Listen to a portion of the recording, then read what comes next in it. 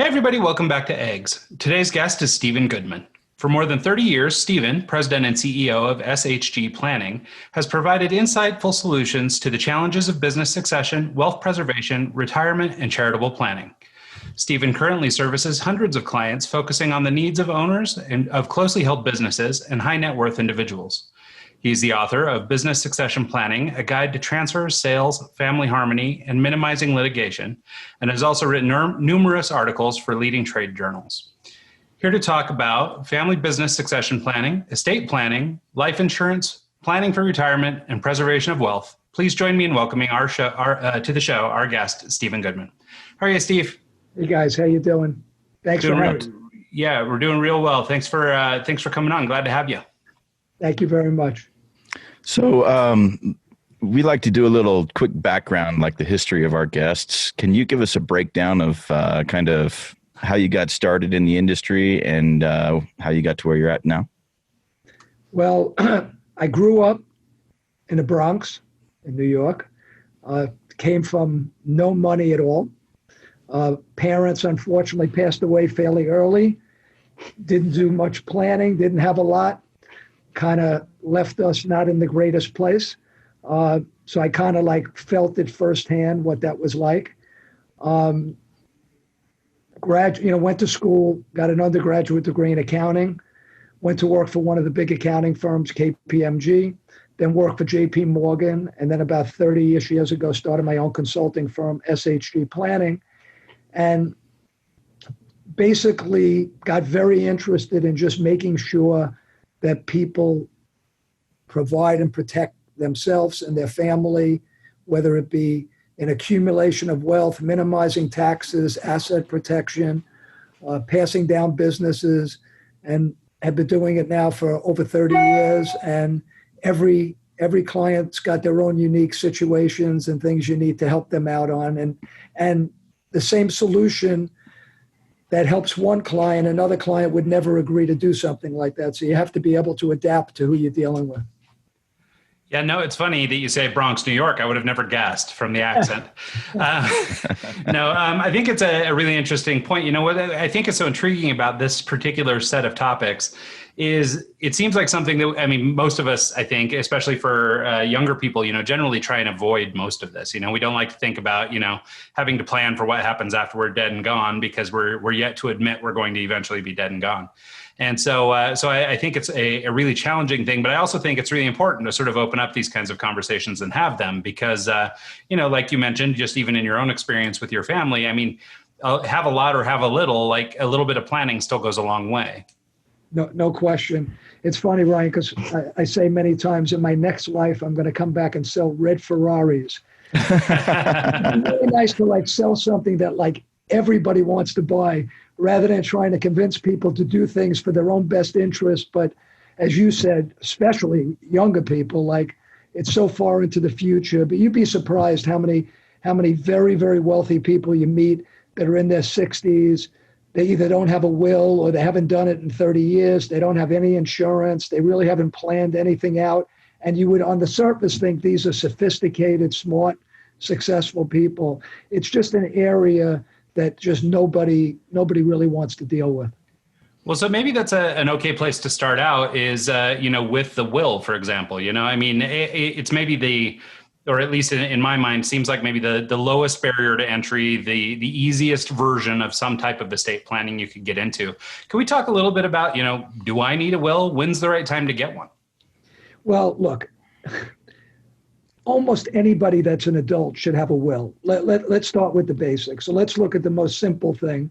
If you are single, you're not married, you don't have any children, and you don't have any money. I'm raising my hand. But you have no will? Yeah, I guess you could have no will because you don't have really anybody you need to leave anything to, and you don't really have anything to leave. But, when you get above that and like, you're a young person, you're married, clearly when you get married, you have decisions to make. Every state has certain rules as to you can't disinherit a spouse. So, whether you have a prenup, you don't have a prenup, how much do you want to leave your spouse? What do you want to leave to your parents or your brothers or sisters? So it starts there. Then once you have kids, you get into what am I leaving to my kids versus what am I leaving to my spouse, or what am I leaving to my family, my brothers, sisters, parents. Obviously, when you have children, the most important reason to have a will, which is the main reason people don't have wills, is the guardian of your children. Because if you don't name a guardian, then the courts are going to name a guardian. And that's never going to be who you necessarily wanted it to be. So many times what happens as a young couple is like, well, I don't want your brother or sister to be the guardian. And they say, well, I don't want your brother or sister to be the guardian. I don't want your parents to be the guardian. I don't want your parents to be the guardian. So like they're fighting over like who's going to be the guardian. But the funny thing is that unless they die together, which let's face it is very, very unusual, whoever they pick when the first one dies, the other one's just going to go redo their wills and pick whoever they want to be the guardian. So really that fight is really only over if they go off a bit with to jointly die and somebody has to be the guardian. But it's so important to pick somebody to be the guardian because, you have to really think it out. And you have to talk to the person you're picking as a guardian. Do they want to be the guardian? You may think, oh, my brother's a great guy and my sister, take care. And they're like, I don't want to take care of your kids. My house isn't big enough. I don't, I got enough stress dealing with my kids. I mean, picture in this day and age with COVID, with parents, homeschooling kids, they're home from school. Now I got my brother or sister's kids I got to take care of at the same time. And you can just imagine the stress that could bring into a house. So, you and your spouse have to decide who you want, and you have to make sure they want to be picked. So, like in the most basic stuff, even without money, once you're married and you have children, you have to have a will. Are there many young people that don't? Of course, because they don't think they're going to die and they don't want to deal with it. Well, and I suppose it makes sense even for a single person to have maybe at least something. I mean, I suppose by default things maybe go to parents or siblings or something. But even if you were a single person, you'd still maybe want to be able to dictate, X, Y, or Z goes to my friend Jerry, and this goes to my mother, and this goes to whomever. I suppose you still might want to have a little, control over what happens to your things. Well, Ryan, you're 100% right. If you have something, if you have assets, I mean, like I said before, if you have no assets and no family, there's nothing to pass through the will. But if you have even anything, even if it's $50,000 in a bank account, who gets that? Because if you don't name who gets it, then what happens is the state determines it, and it may not necessarily be, they're not going to give it to a stranger, but between your siblings and your nieces and nephews and your parents, how you may want to divvy it up may not be how the state will divvy it up. So in the most basic, simple terms, you should have a will. And then obviously the more assets you have and the more complicated your situation is, the more important it is to have a will. Well, let's break down a complicated situation. Say you have a successful business and you have 4 kids. How do you kind of go about breaking the business apart and leaving it to your kids in a will? Bingo, you started out, this is like the heavyweight match. The roundhouse at the first question. Well, that's really my baby. That's really where I focus my energy. As you mentioned earlier, I've written a book on the subject. That is an impossible question to give a blanket answer to, because everybody has different feelings about it. So I'll give you an example. I used to do a lot of seminars. This is even pre-COVID days. And you'd sit around for dinner after you did the seminar. You got to know the people. And like I remember one evening, I had a table of 4 couples, and they didn't know each other. But they were like fun people, and they were like very open and joking and having a good time. And like I sit down after the seminar, and one of them asked me a question like, well, like I have multiple kids. Like, what do you, initially they said to me, they didn't ask me why. They started with, I know what to do. When I die, I'm just going to have them sell the business and just divvy up the money amongst all the kids. Okay, then the second one goes, you're crazy. You spend all these years building up this business. It's like a family member. Like, I would never do that. I'm just going to leave the business to all my kids. And then the third one goes, You're crazy. How do you leave your business to all your kids? You have one kid in the business, you have 2 or 3 kids not in the business. That's a nightmare. You're going to leave them fighting one another because 2 of them don't even know anything about the business, and they're going to dictate to the one who's in the business what to do. And then the 4th one says, you're all crazy. I'm going to leave the business to my kid in the business, but I'm going to leave shares to the other kids, but they're going to have non-voting shares, and I'm going to give the voting shares to my kid in the business. And then they looked at me and they said, well, Steve, what's the right answer? I'm like, every single one of those answers may be the right answer for you, because my job isn't to tell you what to do. My job is to tell you what are the different things and different ways you can accomplish your goals, and what are the pluses and minuses. And then you have to decide as a business owner. So generally, like if you were to say to me, what's usually the best approach, assuming that you have the right group of assets, the best approach is normally to leave the child that's in the business. And if you could find a way to treat your other kids, I'm not going to say necessarily equally, but in your mind as fairly as possible, because you have enough other things to leave your other kids, that's going to usually be the best way to do it, because they're still not going to be happy, because one of the kids who gets the other things is going to think their brother or sister who's getting the business like, oh, this is baloney. Like, dad built this business, or dad and mom built this business. Like, my brother has nothing to do with this business's success, and he's being handed this business. He's going to make a lot more money than we're making with this business, and he didn't really have anything to do with that. And then the son or daughter that's in the business is going to say, the only thing I was left is the business. I don't have anything other than a business. So there's a lot of risk here with this business. If this business doesn't succeed, I'm done. Plus, if it's a big business, that son or daughter owes major estate taxes on the value of that business, and they don't have any liquidity. How are they going to pay the taxes?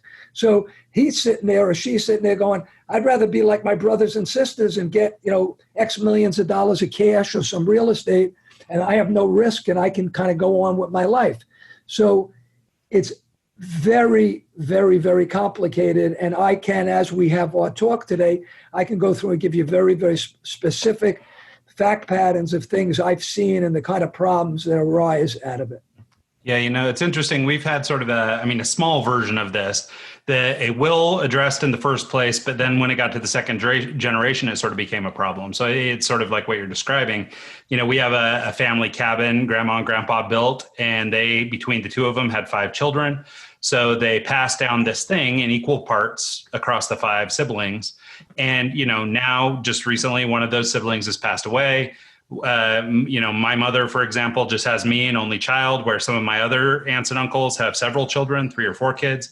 And so there's, we're sort of already looking down the line and looking at the problem that when this comes to the next generation, if everybody were to just get sort of their share, right? So they, my aunt and her 3 kids split it up, and each of them get a third of her shares.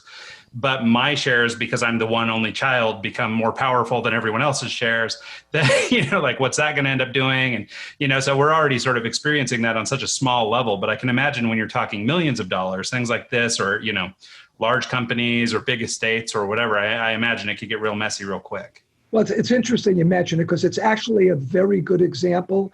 That is one, what you just gave as an example is one of the best scenarios of where fighting and conflict and litigation comes into play, because you hit it right on the head. Let's say you have 5, there's 5, siblings. So 1/5 theoretically is for each of the kids. And you now are entitled to 100% of that 1/5. So you could be saying, well, I get 10 weeks of the house is mine because I own 1/5. And then, one of the other sides has 5 kids and they each get 2 weeks. And it's like, that's not fair. You're getting 10 weeks. I get 2 weeks. You should pay, much more of the expenses than anybody else because you're getting to use it the most. And like, it just becomes a nightmare. And that's why it's hard, because it's like an heirloom to the family. Like, how much time has the family spent at that house and remembering grandma and grandpa, so many good times, that it's like the family doesn't want to lose that. They want to keep that. But when all of a sudden 15 different people have to make decisions about should we put a new roof on? Should we, buy the property next door? You could just imagine what kind of fighting comes. Some kids have money, other kids don't have money. I don't want to spend money. You want to spend money. So sometimes those things, unfortunately, either you just sell the house and just give everybody the money, and this way they can go buy their own houses, or maybe one of the people says, I really want this, and I'll buy you all out so I can kind of have it. So, yeah. And it's funny that that's the sort of the solution you arrived at, because that's sort of where we're at now is, maybe, one portion of the family ends up buying it outright and just sort of pays everybody else out for their share of it or whatever. And I think, it seems like a natural solution, because you're right. What it is it's got this emotional component to it. It's not just a business deal, for example, with somebody else. Yep. It's got this emotional component tied up in it where it's, this is where we grew up. This was grandma and grandpa's place, all these different things. And so then when it does come to that, it I guess makes it difficult to make decisions. But then as it starts to trickle down to this next generation, or maybe the generation after that, all of a sudden you've got 20 different owners, and it's like, it's just not practical. And it's interesting because it's amazing how many brothers and sisters, because that's usually where the litigation comes in. When mom and dad are not there, all the built up stuff that existed for all the years that like people kind of kept close to the vest because they wanted to not get their parents mad because maybe they get disinherited. So they kind of quiet, and then mom and dad are not there anymore. And it's like everything gets loose, but it's like stupid stuff. Like who gets the china, or mom has like 3 pieces of jewelry and maybe she has 3 daughters, and like which one she gives to each of the 3 kids. And like, like one of them is insulted because like, everybody really wanted that one ring or that one necklace. And like, why did my sister get it? And a lot of times what causes the problems is that mom and dads are usually more guilty of this than moms, but mom or dad doesn't want conflict. So they don't say anything to the kids while they're alive. They're like, I know if I bring this up now, there's going to be fighting. And I want to see my grandkids. I love my grandkids. I don't want, like, maybe it's my son's wife gets pissed, and now my daughter-in-law is like, okay, I'll teach your parents a lesson. They're not seeing their grandkids anymore. So like the parents sometimes just like say, I know I should talk about these things. I know I should let everybody know what we're thinking, but I know if I do it, they're going to get pissed. So you know what? When we're dead, they'll deal with it. And maybe they won't come visit us at the cemetery, but it is what it is. So that's a lot of times what causes those issues. That's so, I have family members right now that are kind of going through that right now. Like, well, the wife doesn't like the other wife and this and that. And it's just like, oh my goodness, this is crazy. I never had to deal with any type of relationships like that. But when you put like a house into the equation, or, the, family piano, or the nice assets that people are going to fight over, that just exacerbates everything. Our family, like the way my grandma does it, she takes you aside and she says, what do you want to put your name on the back of? It's so funny to me. It's just like I've never actually had to sit down and think about stuff like this before. Is there a proper way to kind of go about this and actually, have a plan in mind and have these discussions in advance instead of letting the kids fight it out in court? Well, look, clearly planning and talking it out, if you have the courage to do it, is always better, because you still could change your mind as to how you do things, and it gives everybody a chance to air out stuff. If you're not going to address it, then probably the next best thing to do if you don't address it is, besides your will, prepare like a 5-page, like kind of like my non-formal last will and testament, but like, how did I come to these conclusions? Like, why did I leave you this? And why did I leave you this? So at least the kids, if they never were told it while mom and dad were alive, at least they understand, because nobody puts that in a will. Like, you don't see in the will, oh, I give the china to my daughter, and the reason I give the china to my daughter is for the, it says I give to China to my daughter. It doesn't give why. So if you're not going to take the time to do it while you're alive, the next best thing is to either videotape it or write it out and really address how you really thought this thing out and why you did it that way. Yeah, that makes sense. So I wanted to ask you, go ahead, Mike. No, go right ahead. I was just going to say, so, I mean, I think this is sort of an extension of this will conversation, but I wonder if you've noticed, just because you've been at this for so long, how do people plan for retirement today? Like, so it seems like, in sort of this gig economy, you've got more and more people working for themselves, maybe putting off retirement, sort of in a traditional way, sort of like, they're not paying into a 401k, or they're not getting, price matched or a pension or something through an employer. And then also there's, I think, a lot of people doing sort of an alternative version of retirement, which was you used to be, you'd work your whole life and then retire. Now you've got a lot of people who are trying to live while they're young and, and we'll worry about retirement maybe later. And so I wonder if you talk a little bit about just sort of how you've seen retirement evolve from sort of, this traditional work in the coal mine all day, all night, and then eventually you're dead, but you've got your pension to fall back on versus, maybe some of these, independent contractors or people who are running around living their own life. Look, I think you're hitting upon a lot of great points. Just like the, planning when you die, planning for retirement is like, yes, you're 65 years old and you're not thinking about your retirement, then something's wrong with you. But, a lot of people who are younger than that, same thing, like retirement. I don't need to think about retirement. So, well, to be honest with you, I'm that guy. I haven't thought about retirement until I've had conversations with people like you. It's like one of those, you don't really think. I'm a DJ. I play music. I, drink beer at a nightclub and then, save money to buy speakers, not for retirement. You know what I mean? And so it's kind of like now I'm at this point in my life where I've got a lot of speakers, I've got a lot of records, but I don't have a lot of money in the bank to live on if I, want to retire. I'm 37, so I have a little time, hopefully. But at the same time, I'm the exact person for his question. Well, look, it's an interesting thing, especially your generation. Because what you find is that your generation doesn't seem like a generation that's going to want to work until they're 65, 70 years old. I like my job. I might be doing it. It's fun.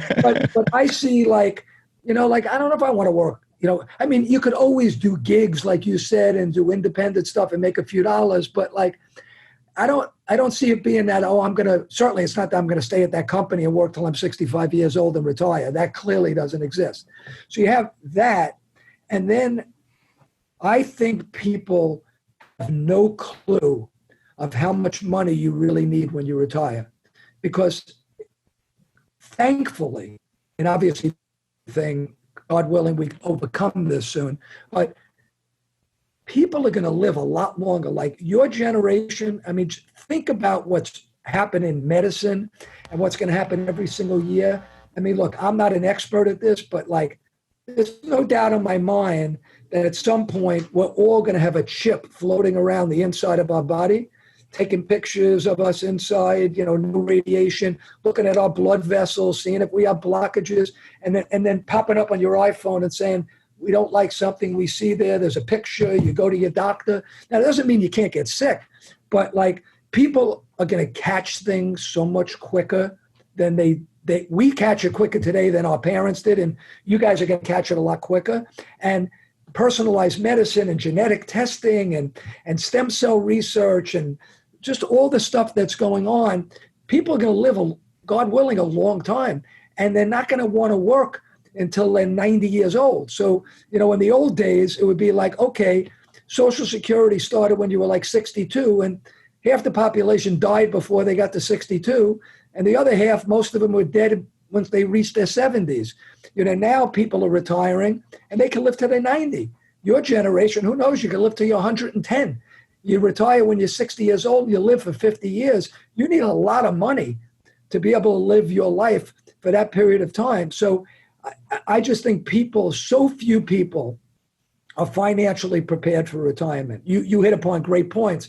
The old days of working in the union or working at a big company, GM, and you have a defined benefit plan, and when you retire, they pay you, $100,000 a year for the rest of your life, plus Social Security, plus you could earn interest on your money. So if you had some money saved and you put it in a bond and you could earn 5%, now you earn nothing in a bond. You have no defined benefit plan, and you want to retire. Like, how are you going to live? And we may not even have that Social Security by the time we're ready to retire. That's another whole thing. So, and you're going to live long. It doesn't mean you're going to have major medical expenses. You may have to go to a facility and have long-term care, where today most people go into a facility, maybe they live 2-3 years. By the time I reach that age, there's going to be people living 15 years in a facility. You could have Alzheimer's and stay alive for 15 years. By your generation, maybe there won't be Alzheimer's, there'll be something else, but who knows how long. So I think you hit upon, a very, very important thing. And it's just, people are just unprepared for retirement, and they have no clue of how much money they really need. Because my definition of rich is, you never have to work again, and you could have a long, long retirement and have more than enough money to never need to worry. That's a lot of money. Like if you're somebody that you're making $500,000 a year and you're spending $200,000-$300,000 a year on your lifestyle, and you retire when you're 65 years old, you need millions of dollars to make sure there's enough money there to live through your retirement. And I've spoken to friends of mine that make a lot of money, that are smart people. And like, I sit there and I go, I don't say this to them, but to myself, I say, you're just clueless. You have no idea how much money you need. And some of them are in businesses, and all of a sudden they retire from their business, and they don't realize now how much in expenses they now have to pay for personally that they used to pay for in their business. So they kind of never even thought about it. Now their car lease they're paying for personally, their health insurance they're paying for personally, a lot of their meals and entertainment they're paying for personally. And they have no idea the amount of money you need. So clearly when you're young, the more you could put away when you're young, that just gives you a lot of runway. As you get older and the longer you wait to start putting money away, you need more and more and more to put away, and it becomes more difficult. So how do you start? I mean, for me, like if I were to go as a self-employed person making $80,000 a year, what do I do? Well, one of the things you could do is you could set up a retirement plan. So when you're self-employed, you have the flexibility to put a retirement plan. If you don't, I'm going to assume, let's say you don't have any employees. So if you have no employees, you could just sock away a lot of money for yourself. So that becomes you're getting a tax deduction when you do it. So you're reducing how much you pay in taxes. And now you're putting that money into an account, and you're not paying any income taxes as that money grows. I mean, you're going to when you pull it out, but by then maybe you're 70 years old.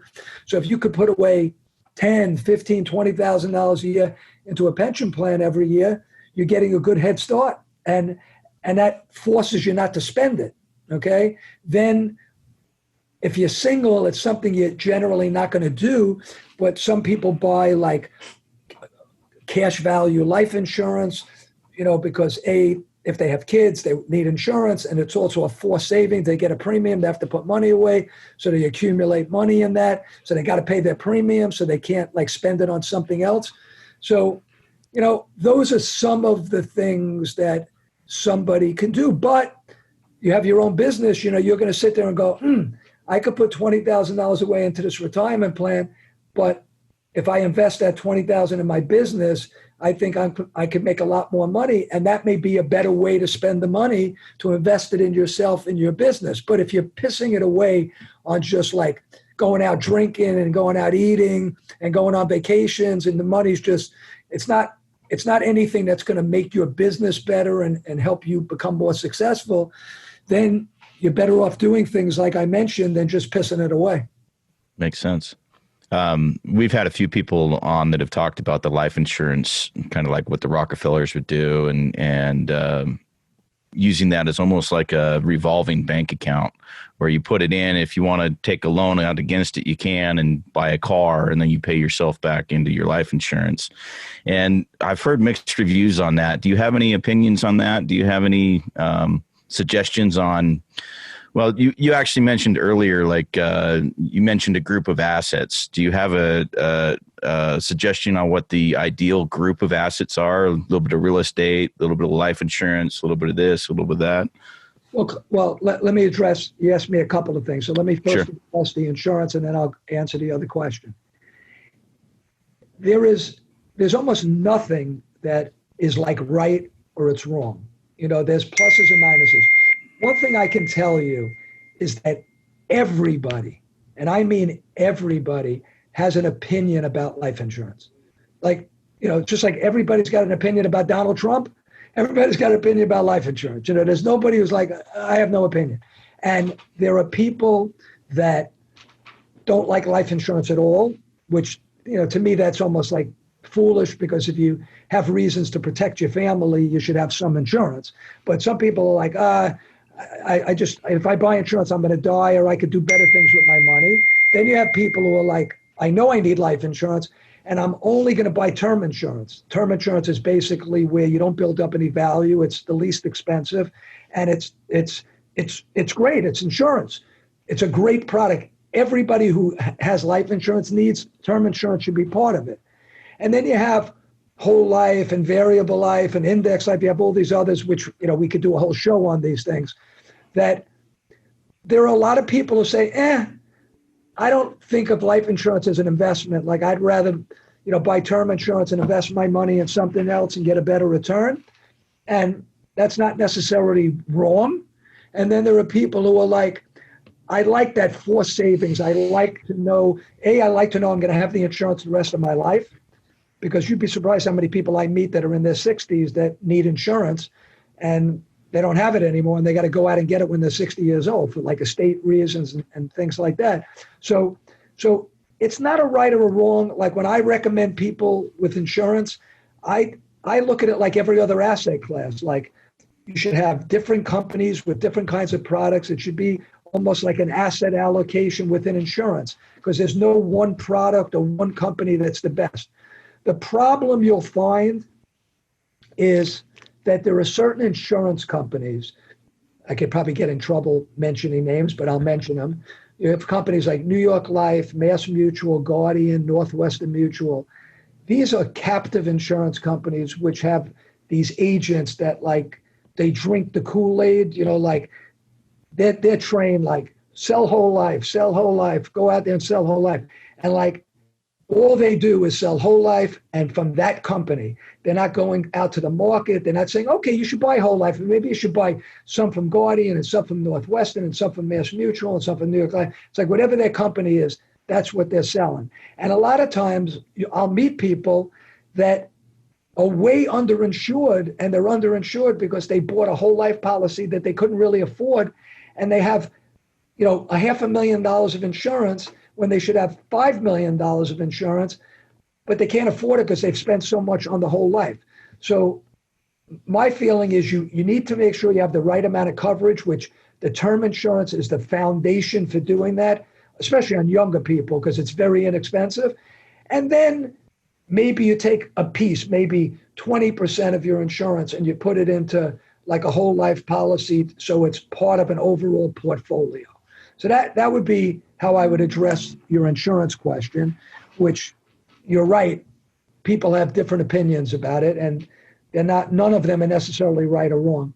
As far as assets, I mean, clearly when you're young, you have a long time before hopefully you're going to need those assets. So clearly putting your money in the market, stock market, real estate. I mean, with real estate, you have to decide, are you going to invest in real estate that you're going to manage and own on your own? That requires a lot of time and expertise. Are you going to invest in funds that specialize in real estate, so it's more of a passive investment, but you have money in that sector? People should have a diversification of assets. And when they're young, those assets should be geared mostly towards things that have a big upside from a return standpoint and have more risk, because they have time to deal with that risk. When you're 60 years old and you're going to work for another 5 years, you have to have a different perspective on how you invest your assets, because, look what happened in the market. I mean, when this market went down 35, 40%, A lot of people sold. They couldn't deal with, they were too afraid. And then they go back in when the market goes back up 40%. And that's how you lose a lot of money in the market. So you have to be able to deal with that. You have to know who you are and your character. But if you're young and you can kind of put blindfolds on and say, I don't need this money for a long time, clearly having your money in a diversified asset, base of real estate and stocks. Young people shouldn't have a lot in bonds, especially today where you can't earn anything on your money. So I'm hoping that answers your question. It does. The reason I ask is like my parents are the perfect example. They a lot of their retirement's in the market, and having it dip down low is super scary for them. And real estate's the other one for them. So it's kind of like, is the market the place to put? Is like when it comes to retirement, when do you pull it out of the market? Do you just leave it in there and then let your kids inherit that, or it's kind of this weird. You almost have to go to college to know how to manage your finances, and a lot of us don't do that. And so there's a lot of questions out there, a lot of like, what if, how. You're the expert. That's why we have you on. So it gets back to what I said before. Unfortunately, there's no right, wrong. So within every age group and wealth, you have to look at the personality of the people.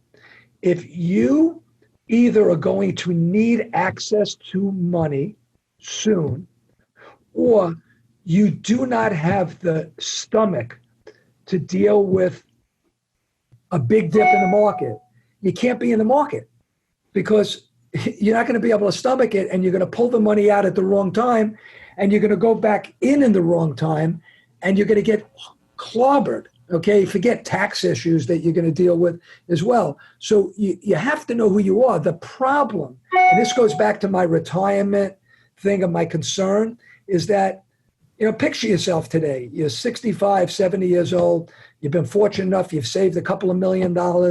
You're going to need $100,000, $200,000 a year to live your retirement. If you're not in the market, well, what are you in? What are you going to put your money in? Cash and earn nothing? Bonds and earn nothing?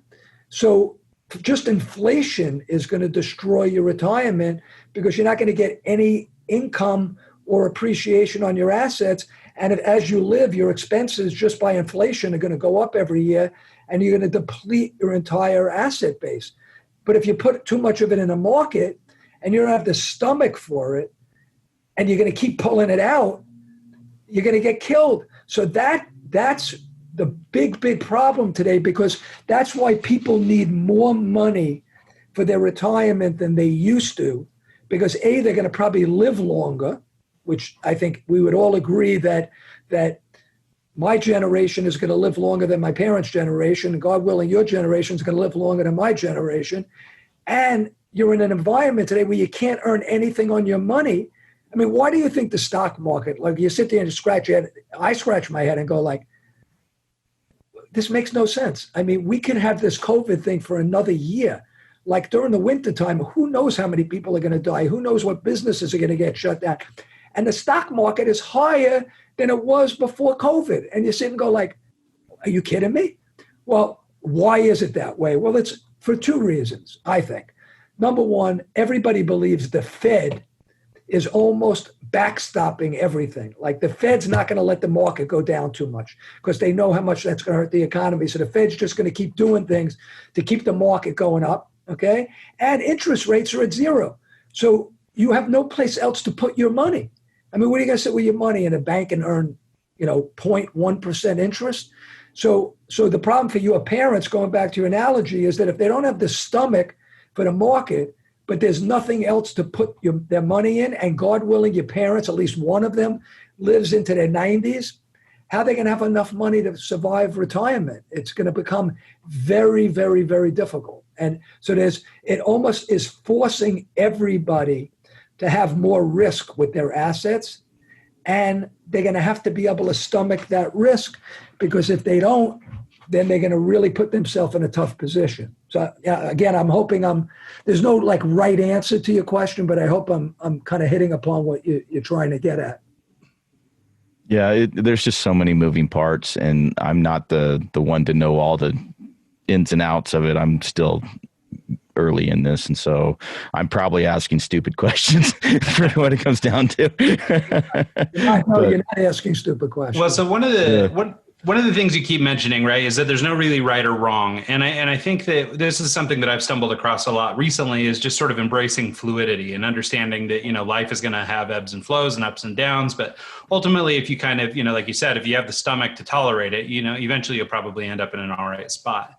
And, of course, no guarantees. And knowing that there's no rights and wrongs, I guess, what are common mistakes or things that we could avoid? So we've spent a lot of time talking about sort of individuals and how an individual might prepare for retirement. But back to the ideas, when we're I guess on both the personal side and sort of the business side, are there, I don't know, certain mistakes you see or certain pitfalls that people are stepping in with regularity that might be things that could be easily avoided if they're pointed out in advance? Yeah, there's probably a lot. We can kind of bounce all over the place. So let me try to think.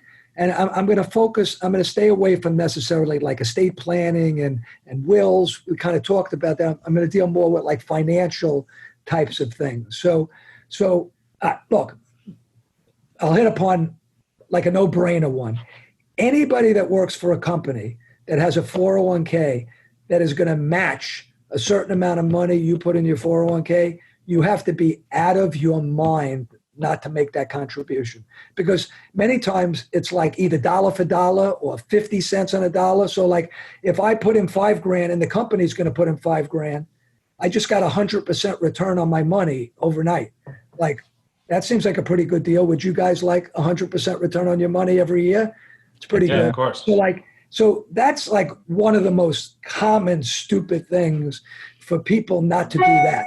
So, I would say that's a no-brainer. And then I'd say maxing out, like trying to put the most you could put into a retirement plan or a 401k, that's another great idea, because otherwise people you spend the money. I mean, I'm not talking about somebody who's got millions and millions of dollars that they can't spend everything they make. But, somebody who makes $200,000, $300,000, $400,000, you end up spending it. You spend it on stupid stuff, but if you put it away into your retirement plan, it's kind of like it comes out of your paycheck, and it's not there to spend. So I would say not putting in the amount to be matched, and then secondarily, not maxing out what you could put in a retirement plan, to me, are some of the big mistakes people make. Other mistakes people make, they don't have any insurance. I'm talking about not a single guy or gal. I'm talking about people with wives and husbands and families. They haven't bought any life insurance. They haven't looked at disability insurance. What happens if, you get sick, you don't die, but you can't work anymore. Now, a lot of times when you work for a big company, you may get some life insurance and some disability insurance through the company, but it's usually not enough. And if you don't work for a big company, then you have to do it yourself. So like that's a big area. Other big areas, people don't look at sometimes some of the fees, expenses, and tax ramifications of some of the things that they're doing. So like as an example, and the laws changed recently, when you have somebody manage your money, and let's say you're paying them, 1% to manage your money. So let's use a scenario. They do a reasonable job. I earn 7% on the money they're managing for me. And then I'm paying them 1%. So I'm really making 6%. Forget taxes for a minute. The problem is that I have to pay tax on that 7%, at least whatever amount of that is interest, dividends, or capital gains. But I can't deduct the 1% that I'm paying them as a fee. So I'm not really, it's not like I'm netting 6 and paying tax. I'm potentially paying tax on the 7, and then I'm not getting to deduct the 1. So that 1 is more costly, okay? So what fees you pay somebody could really, really eat into your returns, especially on an after-tax basis. Also, sometimes people put their money in investments that are not efficient from a tax standpoint. So today, what's become very popular is people go and buy index funds. They go to Vanguard and they buy, let's say, a portfolio of index funds, which is a great way to invest because you're probably paying only like 10 to 20 basis points in expenses. And if you just leave it alone, the only taxes you're going to pay is on the dividends that you get, which is, usually a couple of percent. Most of it is in the capital appreciation. So, but sometimes people hire somebody to manage their money, and now they're paying a layer of fees on top of that. And they could get value out of it, depending who they're using. But that extra 1% or 1.5% of a non-deductible fee could really eat into your returns. So you have to be very, very cognizant of that. So, those are, there's probably, if I sat here and thought, I could probably come up with another dozen of them easily, but those are some of the more common mistakes people make. I think that makes a lot of sense. Thank you. You mentioned capital gains, and this is a topic that comes up all the time, and I honestly don't know much about it, but I know there's ways to do things as far as, to avoid paying a bunch of it, especially when you're talking about inheritance with your kids and strategies behind it. Are there some good strategies to avoid paying a bunch of capital gains tax? Well, let's put them in two different categories. You got capital gains, and then you have like estate taxes, which okay. I'll go over after. So look, the biggest control you have over what you pay in capital gains tax is by selling or not selling things. So when you sell Apple, a particular stock or a mutual fund or a fund or something that you sell to get out of, either because you need the money or you're concerned where the market is, you're going to pay capital gains tax. And things that you sell that you hold for less than a year, you're paying short-term capital gains, which is taxed like ordinary income. So, it's taxed, you get into state taxes and Obama tax, from the Affordable Care Act. And, when you add all of those things up, when it's ordinary income, it could be, short-term capital gain could be mid-40s to 50% tax. Capital gain is 20 plus, the state tax could be another 5 or 10% plus the Obama tax is another 3.8%. So that could be like in, 30, mid-30s. That's if it's long-term. So obviously not selling stops that. But even if you don't sell, like if you have a mutual fund or you have a money manager managing your money and you're not selling out of the fund or you're not selling out of the manager, but they're trading, capital gains taxes could be caused, capital gains, which then leads to taxes, could be caused by how the fund or the manager is managing that money, which is why you need to look at not only the kind of performance that you can get from a manager or a mutual fund, but how tax efficient it is. Because you could have one fund that maybe has averaged a little bit less of a return, but is much more tax efficient, and thus your after-tax return is much higher. So that's some of the things you need to look at there. Estate taxes is a whole nother ball of wax. A whole nother ball of wax. So first off, and look, a lot could depend on what happens in this election. If Donald Trump wins, even if the Democrats control the Senate and the House, most of the current tax laws are going to stay because he'll just veto it and then never going to have enough votes to override a veto. If Trump loses and the Republicans maintain the Senate and the Democrats most probably are going to keep the House, then again, even if Biden comes in as president, he's not going to necessarily be able to change things because the Senate, which will be controlled by the Republicans, are not going to agree to it. If Biden wins and the House goes to the Democrats and the Senate goes to the Democrats, but the Senate is like 51-49, there's a lot of things that you can't do in the Senate without 60 votes. So even some things he still won't get done. You've probably heard people mention this filibuster, that they may want to get rid of the filibuster. That's what they did with the Supreme Court. The Supreme Court used to require 60 votes in the Senate. The Republicans got rid of the filibuster because the Democrats got rid of the filibuster for some other judges. So when Harry Reid was there, he got rid of it. So then McConnell got rid of it. And that's the reason the Republicans were able to get Gorsuch and Kavanaugh to get through, because all they needed was votes from the Republicans to get it through. In the past, that wouldn't have been the case. So now the Democrats are threatening to get rid of filibuster, and then they could get things done on their own. But the odds are, if Biden wins and the Democrats control the Senate and the House, there's going to be some changes to the estate taxes, most probably. See, right now, from a federal standpoint, you could have a $20 million estate and pay no federal estate taxes. States have lower exemptions, but you need to be very, very wealthy to worry about estate taxes today. But if Biden gets to change things, he could go back and say, we're going to lower the exemption to $2-3 million a person. And now you could have a $5 million estate subject to estate taxes.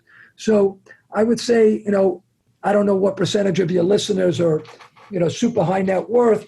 They need to do sophisticated planning, and I could do a whole talk on just sophisticated estate planning.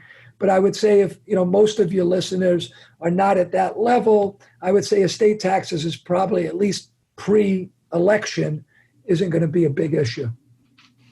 Yeah, it's crazy to think of all the different ins and outs and things that cause this versus that, and why you would vote for this guy over that guy just on your tax planning. Like, to me, I've never actually thought of the elections in that regard. It's like, if I vote for this guy, how's it going to affect my bottom line on my income or my taxes or this or that? Usually it's, do I like the guy? Do I trust the guy? That's kind of been my voting history based off of that. I've never really taken that into consideration before. So that's interesting to think about. And look, there's no question that when Trump ran the first time against Hillary, there were probably a percentage of people who voted for Trump because they didn't like Hillary. There was a percentage of people who voted for Trump that didn't really like Trump, but they knew it was better for their pocketbook because they were wealthy and they knew the Republicans would do things to make taxes less than Democrats. And now you could have people who say, I like Biden, but it's going to hurt my pocketbook, so I'm going to vote for Trump, even though I like Biden. So you're right. A lot of times there's different reasons people make decisions. I want to go back to one other thing, though. You asked me about mistake. I will tell you what I believe. I see this. What I believe is a big, big mistake people make. And I get why they do it. It's not like I'm oblivious to why they do it, but it's people's lack of openness to talk to other people. And what do I mean by that? It's like, like one of the things I offer to people at the end, we'll talk about it, is like I offer people a free book on business succession planning. And like, I'll do certain marketing and I'll offer that book to somebody for free. And their reaction will be, oh, I've taken care of it already. And I sit there and I scratch my head and I go, I don't say this to them, but like I scratch my head and I go, wait a minute. I'm offering you a book for free that gets into so much stuff that you're going to learn from, and you don't want it. Now, I know why they don't want it, because they feel there's now an obligation by them taking it that they owe me something, and they don't want to necessarily talk to me or meet with me because I'm going to try to sell them or do something to them. So they opt not to take the book because they don't want that obligation.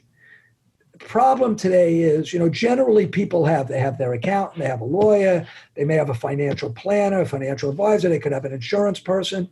And the bottom line is you should be open-minded because you should talk to people. That doesn't mean you shouldn't use your people. It doesn't mean you don't necessarily go back to your people and say, somebody told me something, what do you think?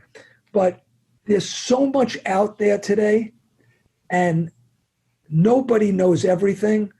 Like, I have a very multidisciplinary, broad background. Like, my background, I'm a CPA, so I could talk about taxes, financial statements, investments, legal stuff, even though I'm not a lawyer, estate planning, insurance. I mean, I tap into so many areas that I have a lot of knowledge in, and people like that because I can almost help them in almost any area, but I don't know everything. Nobody can know everything. And so many people are just closed-minded to talk to somebody else because they're kind of afraid they're going to sell me something or push something on me. And look, everybody's selling something. You're selling something, everybody's selling something. But you need to be more open-minded. So I say, if you ask me what I think is one of the biggest mistakes I find is the lack of openness that people have to just talk to somebody new and hear what they have to say. No, I think that's great. And, and it is a challenge. I mean, like Mike mentioned earlier, we've had a lot of people on talk about insurance, things like that. Like, it does get a little bit noisy out there sometimes, and I think the internet and social media and stuff contribute a lot to this, where, it would be much easier to hear somebody out if you weren't being blasted with 12 of those every day or 50 of those or 100, or, whatever. And so, but I definitely agree with the sentiment. I mean, so much of life has to do with, relationships with other people and these sorts of things. And hopefully you're building networks of confidants and people like that you can trust, networks of people who can provide insight and things. I think that's all really critical. So another thing I was going to mention, Ryan, that's frustrating also. I actually was thinking about starting a website about a year or two ago, and I was going to call it Smarter Than the Salesman.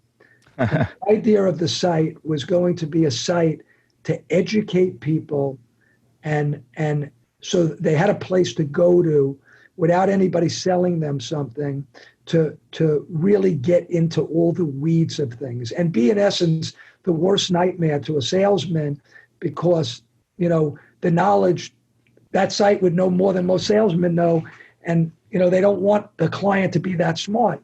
And part of the problem of getting things off the ground is, like, you would think that people would pay for that, but like, people don't want to pay for that advice.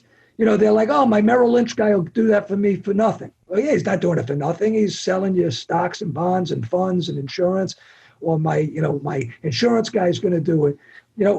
Everybody's making money doing something. You have to be willing to pay something to get 100% objective advice. And you just find people are not willing to pay for it. They want the advice, but they don't want to pay for objective advice. So they go where they don't have to pay for it, and then they're not getting objective advice. So that's another kind of catch-22 that exists. Yeah, no, I think it's so true. I mean, that is, definitely, it's again, another problem with just sort of all the noise out there right now that, it's really hard to sort of, I guess, separate the good from the bad and know the people who are sort of, just a really great salesperson versus somebody who actually gives a crap about you. I think that there's so much competition for the little bit of time that we have for everything that, unfortunately, people kind of ruin this for other folks. They make it hard to trust and hard to take the time and listen, right? Because just everybody's got a soapbox these days. Yeah, well, Steven, actually, your website has a really good blog on it. I've been reading a couple of your articles in preparation for this interview, and it's shgplanning.com. And there's a lot to learn from a lot of different people, but I think that's a good starting point. And podcasts with guests like you and other financial planning podcasts is probably another good resource to go and just kind of, for guys like me who aren't really in the financial world or the retirement planning world or this or that, you have to take the first step and start learning, because if you don't start learning, you're just going to be ignorant and you're not going to know or make the first steps in the first place. So I think it's important that if you have a desire to invest and have a desire to succeed and move forward in life, you have to kind of take that initial step and go and read articles and listen to podcasts and do things that are going to advance your knowledge base. So it's so right what you just said. I appreciate you mentioning my blog. It is a catch-22, Ryan. It goes back to what you mentioned. On one side, there is so much information out there. So you really could educate yourself a lot, but there's just so much. And it's like, where do you start and where do you stop? And how do I know whether somebody has an agenda or they don't have an agenda and what they're trying to do? Like the easiest way for somebody to do something is, you always have the ability to say to somebody, I will pay you for your time. How much do you charge per hour? But I don't want you to sell me anything. I mean, you always have the ability to do that. And the two reasons that doesn't work a lot of times is A, the amount that somebody's going to charge you is going to be if they're going to do that, they're going to charge you enough money that you're going to sit there and go, I don't know if I want to pay that amount of money. That's a lot of money just to get it, but at least I'm getting somebody objective. And the person you're asking it to, if they're really good, if they really, really are smart and they really know their stuff, their time is valuable. And if their only way to make money is by getting a fee to provide that advice, they're going to want to get a nice amount of money to provide that advice. So it ends up making that cost of entry expensive. And that's why it doesn't happen enough, because the customer doesn't want to pay that much, and the expert doesn't want to give it away for nothing. So they end up going places where they don't have to pay that fee, but then they're dealing with somebody they don't know for sure if they're getting the most objective advice. Yeah, I think we've also been a little bit conditioned by the internet, right? Everybody's leading with a free offer or here's a free webinar, a free, whatever. And so I think sometimes our conditioning is sort of worn down that if it's free, it just can't be that great. And, I think there was a time, even earlier in my life, but I think even, maybe more in older generations, where you did have those relationships. You knew the guy that was the finance guy and you could trust him to give you good advice. And maybe he sold some products, but, he was on your team. He was a guy that you had a relationship with. And I think that as the world has become more and more connected via internet and things like that, we're actually, becoming further and further apart in terms of these, near and dear sort of confidant relationships that we might have had in the past. So I think it is a challenge, but I appreciate you doing work towards it. So Steve, here to sort of wrap us up, do you mind just kind of telling people where they can track you down, where they can learn a little bit more about what you do, and perhaps get in touch? Yeah. So my website is SHG Planning, and if you go there, it'll give you my bio, which we've kind of outlined here. It'll have a lot of testimonials there. I have a blog that was mentioned that has, I don't know, like almost 60 articles there on all different types of subjects. You can go to a landing page. I have stevengoodman.biz, which is where I have the offer for my free book that I mentioned on business succession planning. My email address is sgoodman@shgplanning.com. And in the COVID days where not everybody's in their office every day, my cell phone is 516-297-7390. Great. Well, that's awesome, Steven. Thank you so much. Mike, anything else? No, just really appreciate your time and really enjoyed the conversation. It had a lot of good questions answered, and I appreciate it. It was great. I really enjoyed it, guys. Yeah. Well, so thanks so much to our guest, Steven, Mike, and I, and thanks to everybody who tunes in this week and every week, and we'll see you all next time.